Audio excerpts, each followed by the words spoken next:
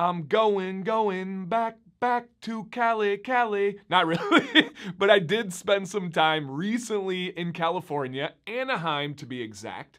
I also recently spent some time in Florida, Orlando to be exact, and I live in Michigan. I go to Florida a couple times a year. I've been to California before this, so I do have a good little diverse sample set when it comes to these different locations.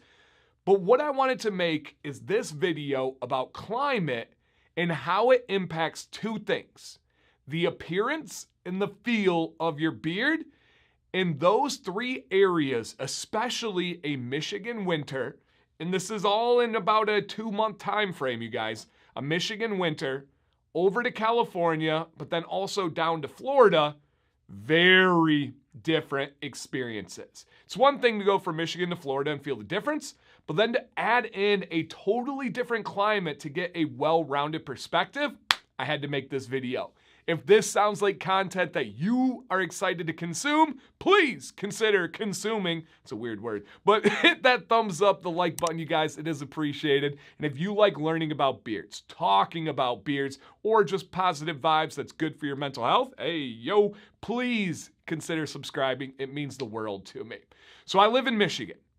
Dry, brutal winter. This was actually the most brutal winter that I can remember. It got really cold. We had ice. We had tons of wind. It was not a pleasant winter at all, but that's the cost of living in Michigan. We don't have a bunch of like animals and bugs that are going to kill you because the cold winter really keeps them away. That's a plus. Winter, not so much. In Michigan, in a dry winter, my skin gets really dry. My beard will dry out quicker. It doesn't love the feel of it, but it styles well. I don't have like styling challenges. That's the base of like a dry climate. Now, there's a lot of people in places like Arizona or in parts of Texas that can relate to that dry climate, where it's not really an issue to style, but you are going to have some skin considerations. And I'm not saying anything's good or bad. You just need to be aware of those circumstances and those personal variables and adjust accordingly. So that's my baseline for a Michigan winter. I know it's going to be dry. I know I really got to rely on oil after every shower. I know I need to butter at night. I know every other day I need to use conditioner. I'm still washing because it's around my nose and my mouth, and that's gross to not wash every day. Luckily, I have quality products, so it's not an issue. Got that. Well, I went over to Anaheim, California, and with a big beard, that was really my first experience. I've had a little of this, a little of that, dabbles in California, but not with the big beard like I do now.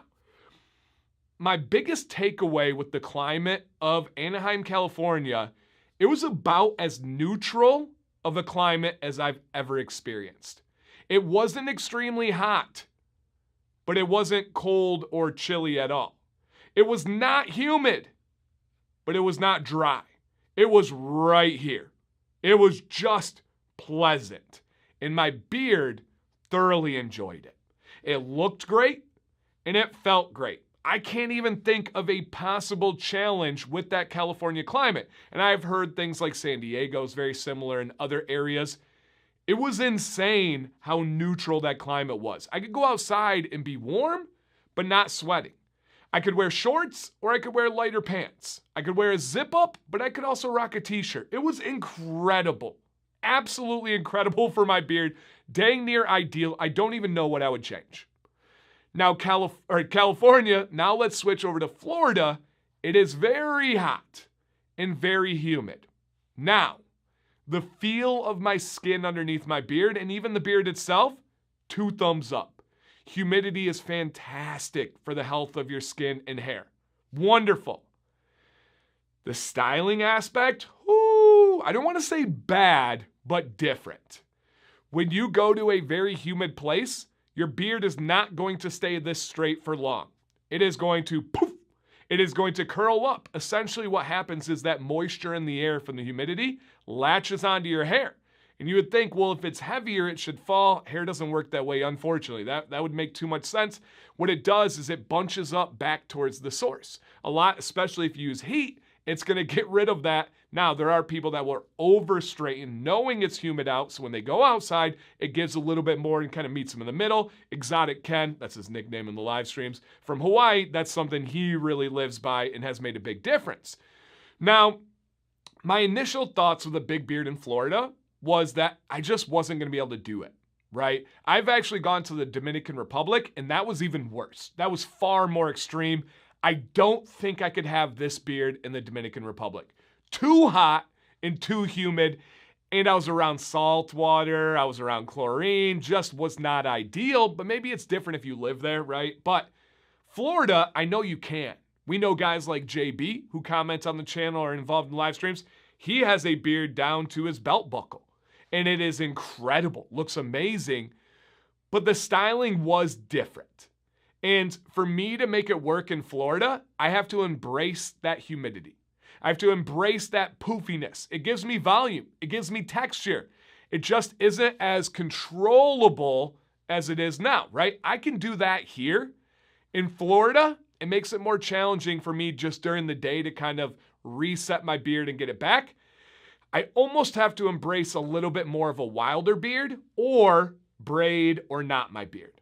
Those are kind of the styling challenges and solutions and just making it work. But I had to reflect on this experience over the last 2 months or so of how different my beard looked and felt at 3 different parts of the same country. When I make videos, I always talk about a baseline, and then I have you guys experiment, trial and error, make your own personal preferences, but always consider your personal variables. Some things are out of your control, and they so greatly impact the way your beard feels and the way your beard looks.